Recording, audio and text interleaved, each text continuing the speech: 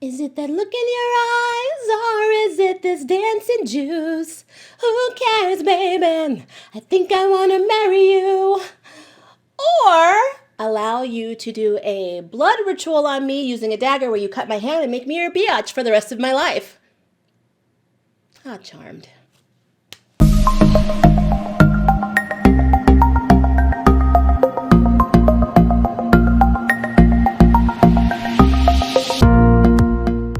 Hi guys, my name is Maria Park and this is Approach to Nerd. And in this episode we are talking about Season 2, Episode 8, The Rules of Engagement Charmed Mid-Season Finale. And so much happened in this episode. I don't want to do a play-by-play because that takes a very long time, but let's talk about some stuff that happened that are instrumental to what may be happening in January when the show comes back. So let's start with the big elephant in the room. Hasty. Harry, what in the heck are you doing? Why are we going from Hasty to Habby? Abigail is trash. I don't understand. And yes, I get it. Harry and Macy are two characters that have to hold themselves back all the time. They're very introverted in that way. They don't want to put themselves out there. They worry constantly about what people think, and Abigail does not give a crap. So maybe that is appealing to Harry, the freedom to do and be whatever the heck you want, but she's trash. So why, Harry? Why? Stop thinking with down there and start thinking with up here. I'm just saying.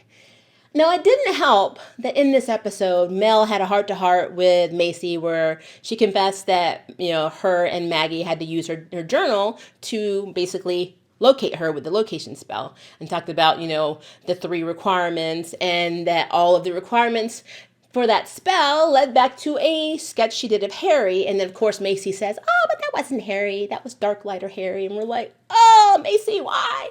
But we knew it. So... But did she really, really mean that she found Harry gross and that was our mentor and it's Harry? Or did she mean, I don't want to talk about this because that makes me feel weird and we have to see him every day? I mean, I don't know. What do you think? And then there's the Black Amber. The Black Amber and the upside down tree in the command center. First of all, why is there an upside down tree in the command center? And why isn't it through the rest of the building? But, whatever. And the Black Amber, we know it's very important. Even in my previous review where I told you that the properties of Black Amber, especially in the spiritualist world where you use stones, is that it basically keeps you from being psychically attacked, and it's also a very powerful healing element. So I don't know if they're going to use that in Charmed or not. I have theories. Of course I do. But I'm going to save that for a separate video that I'm probably going to do on Friday. So I need to know your opinions on what you think Black Amber in the Charm season is being used for.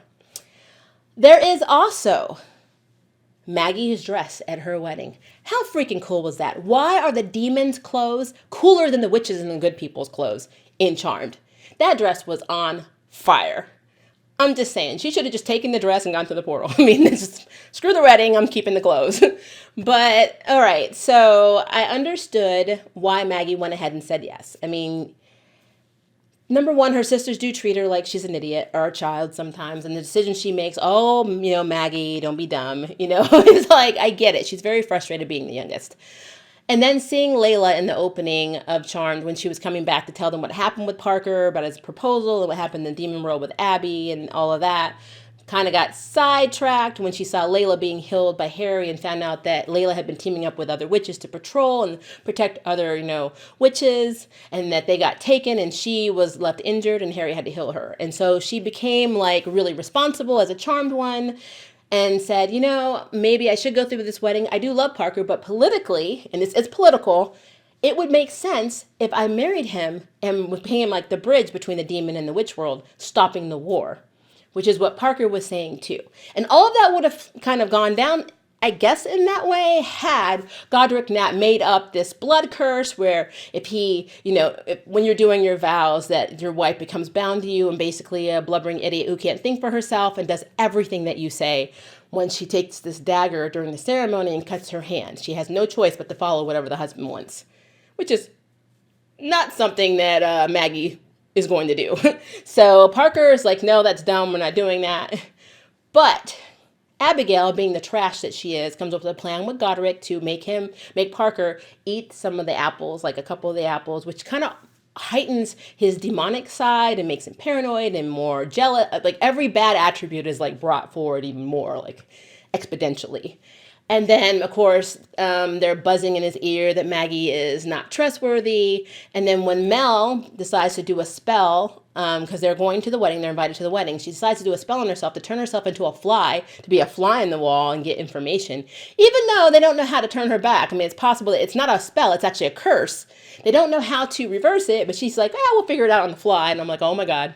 So that's Mel. Mel is very reckless right now. Without her powers, she feels useless. And we know that Mel is the one character in all of the Charmed universe who has to feel powerful, because I think too much of herself is tied into her powers, which is pretty sad. I mean, she needs to have more dynamic to her than that. But anyway, I digress. So when she basically takes the information, she learns about who really took the apples and how Parker kind of found out and really didn't plan to do anything about it. She went back and told Maggie, and then the first sister moment of Charmed occurred, and that's when Maggie basically booted her out of the wedding. It was very emotional to watch.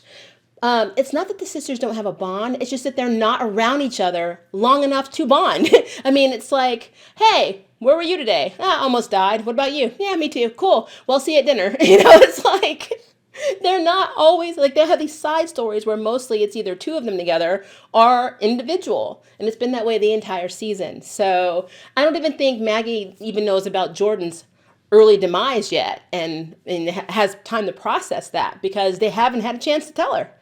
They learn everything as it's happening from each other. So it's like, or in this case, when it's too late.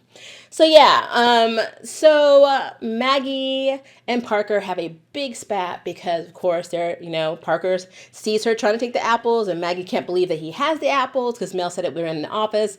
The timing on that was great. Abigail could not have planned that. And Parker, being half demon, came to his demon side and basically mind raped, because he mind raped her, forcibly taking memories. So now he's seen where they are, where the safe space is, who Jordan is, and the Jordan memories triggered Parker to the point where he was gung-ho to do that blood ceremony with that dagger and was forcing Maggie to now marry him. And of course, here comes little Abigail to Harry. Oh, Maggie's in danger, but I can save her, blah, blah, blah, blah, which is really so Abigail can kidnap her brother, lock him in the same cell she was in, and pretend that he was dead to take his place as the Overlord and avenge his death against the witches. Therefore, also keeping the war going between the demons and the witches, which still makes no sense because she is half witch and half demon.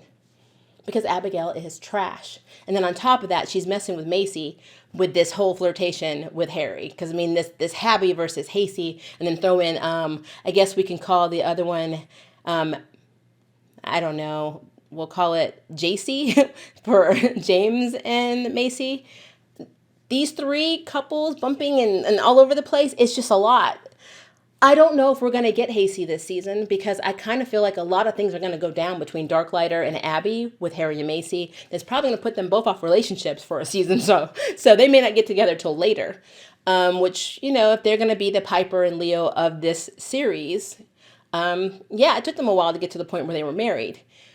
And Macy's words about, it's Harry, it's kind of like, good Harry? No. Bad Harry? Come on. So she needs to let that go. But I don't know if she was serious, because when she saw, or every time she sees Abigail flirt with Harry and Harry not fighting it, or them kissing even, she gets so, like, the look on her face is like, I'm going to rip this biatch apart. So I don't know. I think the lady, doth protest too much.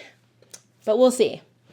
But yeah, I think Harry's just very lost. He's broken. So he's basically using Abigail in a way, too, to make himself feel something that he's not feeling as a whole. He's not getting any affection back from Macy. And here's a woman willing to give it to her. She's British. She doesn't care about anything. She's willing to do anything. And I think that kind of appeals to his, his nature, because he's so refined. Even if like, my mother is British, so I do know that on some level, stereotypically even, a lot of Brits keep their emotions to their chest. They have the stern upper lip, and that's definitely Harry.